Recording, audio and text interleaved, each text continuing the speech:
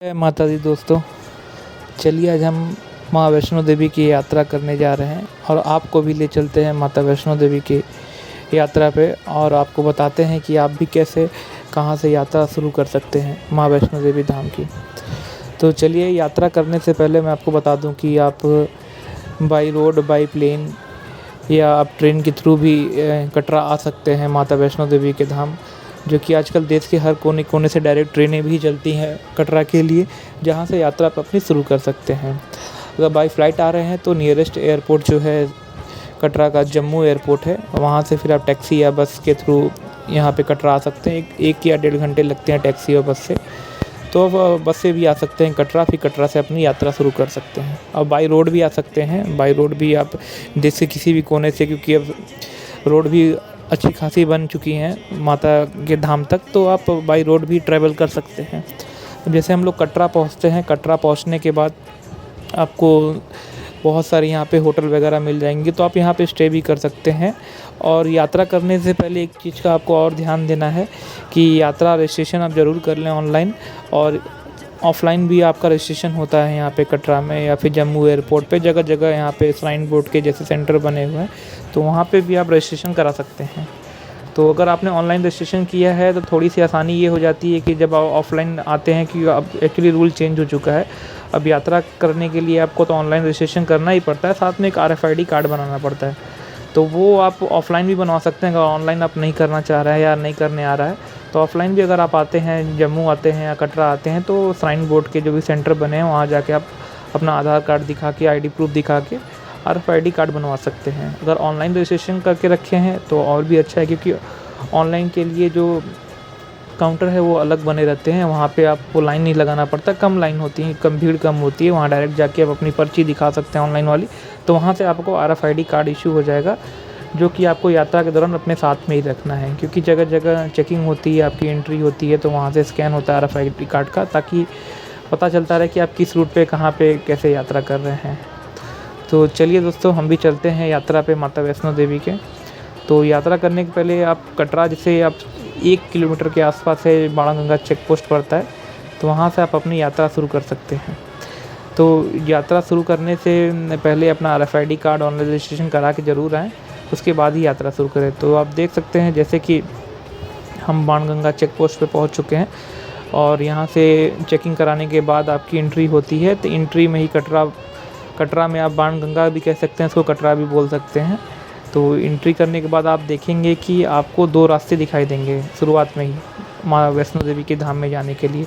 एक तो नया रास्ता है और दूसरा जो कि पुराना रास्ता है, जो कि पुराने रास्ते पे घोड़े, खच्चर और पालकी वगैरह चलती है, जिस पे काफ़ी भीड़ भी रहती है। और एक नया रूट है जो कि ताराकोटे मार्ग है, अर्धकुंवारी तक। तो इस रूट में क्या है कि काफ़ी खाली रूट रहता है, इस पर घोड़े, खच्चर और पालकी वगैरह नहीं चलते हैं। तो हमने आज तय किया है कि हम एक्चुअली नए रूट से ही चलेंगे, नए रूट से अर्धकुंवारी तक चलेंगे। उसके बाद अर्धकुंवारी से फिर देखेंगे कि नए रूट से चलना है या पुराने रूट से चलना है। तो चलिए हम लोग शुरू करते हैं। जैसा कि आप देख सकते हैं, ये देखिए ताराकोटे मार्ग है। तो यहाँ पे आप देख सकते हैं कि रूट काफ़ी खाली है। काफ़ी खाली के होने ज़्यादा लोग इस पर, क्योंकि पालकी वगैरह और भी जो घोड़े वगैरह है पुराने रूट पे ज़्यादा चलते हैं। तो नया ट्रैक पे आपको काफ़ी कम लोग ही दिखेंगे। ये ट्रैक एक्चुअली पुराने रूट से 2 किलोमीटर के आसपास लंबा है, क्योंकि इसमें खड़ी चढ़ाई थोड़ी कम है। पुराने रूट में क्या है कि खड़ी चढ़ाई है, इसकी वजह से उसकी दूरी थोड़ी कम होती है, लेकिन खड़ी चढ़ाई ज़्यादा होती है। इसलिए बहुत लोग क्या करते हैं, नए ट्रैक से शुरू करते हैं, या बहुत लोग क्या ये भी करते हैं कि पुराने ट्रैक से चढ़ाई करते हैं, नए ट्रैक से वापस उतर आते हैं। तो लेकिन हम लोग आज जो है कि पुराने ट्रैक से ही चलेंगे अर्धकुंवारी तक। फिर अर्धकुंवारी से फिर हम देखेंगे कि पुराने ट्रैक से चलना है या फिर नए ट्रैक से चलना है। तो चलिए हमारे साथ चलते हैं माँ वैष्णो देवी के धाम, दर्शन करते हैं। जय माता दी। तो बीच बीच में आपको कुछ नज़ारे भी दिखाने की कोशिश करूँगा कि आप लोग दर्शन भी करते रहिए, और नज़ारे भी आप सुहाने मौसम का ले सकते हैं। माँ वैष्णो देवी के धाम में पहुँचने के बाद पहाड़ियाँ और पेड़ पौधे, आपको बहुत सारे मतलब यहाँ जंगल वगैरह भी दिखेंगे। तो यात्रा में आप देख सकते हैं, और यात्रा में आपको ज़्यादा सामान या लगेज लेके आने की ज़रूरत नहीं है, क्योंकि यहाँ अब तो नया रूट हो चाहे पुराना रूट हो, हर आपको 10 मिनट या 5 मिनट पे आपको यात्रा के दौरान होटल वगैरह खाने के लिए, मतलब रेस्टोरेंट वगैरह, यहाँ तक कि मैकडॉनल्ड, बीकानेर सभी ने अपने अपने बीच बीच में रोक रखे हैं, तो ज़्यादा लगेज कैरी करके आने की ज़रूरत नहीं है। यात्रा आराम से करें, क्योंकि आपको खाने पीने की सामान जगह जगह यहाँ पे मिल जाएंगी। इसको खाने पीने का कोई भी आपको कहीं पे भी दिक्कत नहीं होगा, क्योंकि श्राइन बोर्ड ने अच्छा व्यवस्था करके रखा है साफ़ सफाई के साथ साथ। तो मतलब खाने पीने की हर चीज़ की सुविधा आपको ट्रैक पे पुराना, चाहे वो पुराना ट्रैक हो चाहे वो नया ट्रैक हो, आपको हर ट्रैक पे आपको खाने पीने की हर 100 मीटर 150 मीटर या 50 मीटर की दूरी पे आपको मिल जाएगा। कहीं कहीं तो फ्री लंगर भी चलते हैं, तो वहाँ पे भी आप जाके खाना वगैरह खा सकते हैं। तो इस तरह आप अपनी यात्रा को शुरुआत कर सकते हैं। चलिए अब हम लोग भी चलते हैं। अब जैसे हम लोग देख सकते हैं आप लोग कि हम लोग नए ट्रैक पे हैं। नए ट्रैक पे मैं आपको कोशिश करूँगा कि जहाँ तक मैं दिखा पाऊँ, क्योंकि बहुत ही खाली मैंने एक्चुअली यात्रा आज की तारीख है 20 मई 2023 और मैंने यात्रा जो है सुबह 8:30 बजे शुरू की है। तो चलिए देखते हैं हम लोग कब तक पहुंचते हैं। अब जैसे कि आप देख सकते हैं कि आप यात्रा नए ट्रैक से मैंने यात्रा शुरू की थी, तो अभी नए ट्रैक से यात्रा शुरू करने पे मैं अर्धकुंवारी पहुंच गया था। अर्धकुंवारी पहुंचने के बाद यहाँ से भी 2 रास्ते हैं। एक तो नया रास्ता है जिस पे कि बैटरी वाली कार भी चलती हैं, जो कि आप ऑनलाइन बुकिंग कर सकते हैं, क्योंकि ऑफ़लाइन बुकिंग मिलता नहीं है, क्योंकि ऑनलाइन ही 3 महीने 2 महीने पहले ख़त्म हो जाता है। तो आप अगर आपको बैटरी कार अगर करना है भवन तक के लिए, तो वो आप अच्छा है कि ऑनलाइन ही बुक करके आएँ।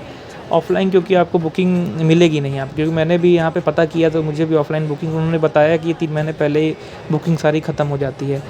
तो क्योंकि मैं नए ट्रैक से ही मैंने सोचा था कि नए ट्रैक से ही माता के दर्शन करेंगे, लेकिन माता की इच्छा कुछ और थी, क्योंकि नए ट्रैक पे अचानक से कुछ पत्थर वगैरह गिरने की वजह से वो रूट जो है 1-2 घंटे के लिए बंद पड़ा था। तो फिर तो मैंने सोचा कि अब पुराने रूट से ही अर्धकुंवारी से अब पुराने रूट जो है हाथी मत्था होते हुए उसी रूट से यात्रा करते हैं, क्योंकि 1-2 घंटे बैठने से अच्छा है कि यात्रा हम अपनी कंटिन्यू करते रहें। क्योंकि बैठने पे क्या, क्योंकि हम पैदल यात्रा करते नीचे से आ रहे हैं, और बैठने पे क्या होगा कि और हमारी जो बॉडी है वो थोड़ा सा और पेन में हो जाएगी। इसलिए यात्रा हम सोच रहे हैं कि बैठने की जगह हम अपनी यात्रा अर्धकुंवारी से पुराने रूट पे ही शुरू करेंगे। तो आप देख सकते हैं कि ये पुराने रूट के लिए रास्ता इधर से जा रहा है, तो उस पे हमने अपना यात्रा शुरू करना है। तो अभी मैं आपको अर्धकुंवारी का थोड़ा सा आपको दिखा देता हूँ, क्योंकि भीड़ काफ़ी ज़्यादा नहीं है, बहुत ही कम भीड़ है। तो चलिए हम लोग चलते हैं अब पुराने रूट से हाथी मत्था होते हुए माता के दर्शन करने। जय माता दी।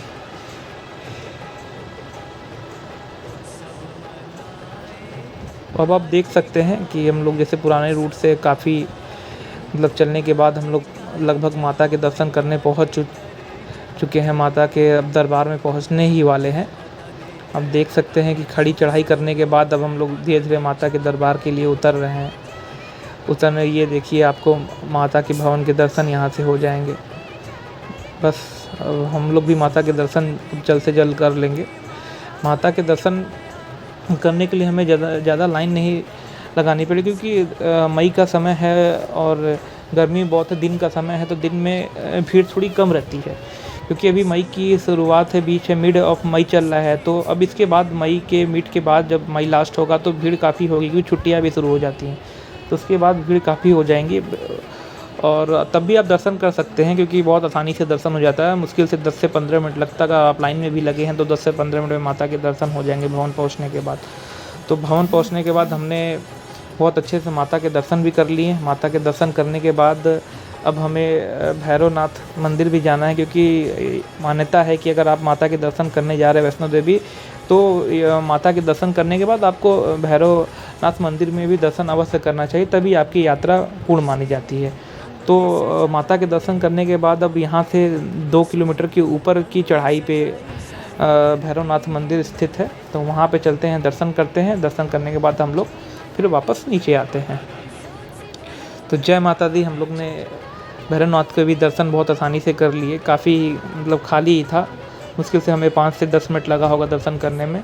वहाँ पे दर्शन हमारा पूरा हो गया। अब वो दर्शन करने के बाद अब हम लोग चलिए अब पुराने रूट से ही नीचे उतरते हैं। और पुराने रूट से उतरते हुए आपको पुराने रूट पे, क्योंकि बाणगंगा पे ही आपको माता के चरण पादुका के दर्शन होंगे, तो हमने सोचा कि पुराने रूट से ही वापस अब चलते हैं। वहाँ से चलते हुए माता के दर्शन करेंगे, बाणगंगा के भी दर्शन करेंगे। तो वहाँ से भी आपको और काफ़ी बाज़ार शुरुआत में ही बाणगंगा में ही बहुत बड़े मतलब बाज़ार है माता की, वहाँ पे प्रसाद वगैरह और बहुत कुछ आप शॉपिंग कर सकते हैं। तो चलिए अब चलते हैं वहाँ दर्शन करते हैं। तो बीच-बीच में आप जैसे दर्शन करते हुए जाएँगे तो आपको बीच-बीच में जैसे गीता मंदिर हो गए, इच्छापुर मंदिर हो गए, चरण पादुका, ये सब भी आप दर्शन ज़रूर कर लें, क्योंकि आप जब इतनी दूर आए हैं माता के दर्शन करने दरबार में, तो ये सब भी आप आराम से दर्शन करें। ये देखिए इच्छापुर मंदिर है।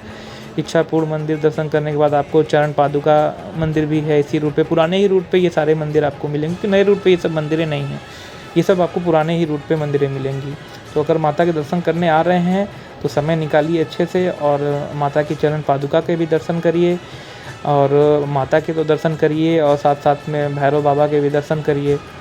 और जब चरण पादुका मंदिर में आप आएँगे तो आपको वहाँ पे मंदिर के अंदर बहुत सारे देवी देवताओं के भी दर्शन हो जाएंगे। आप वहाँ पे दर्शन कर सकते हैं। आराम से दर्शन करिए, प्रसाद लीजिए, अपना घूमते फिरते अपना यात्रा को पूर्ण करिए। जय माता दी।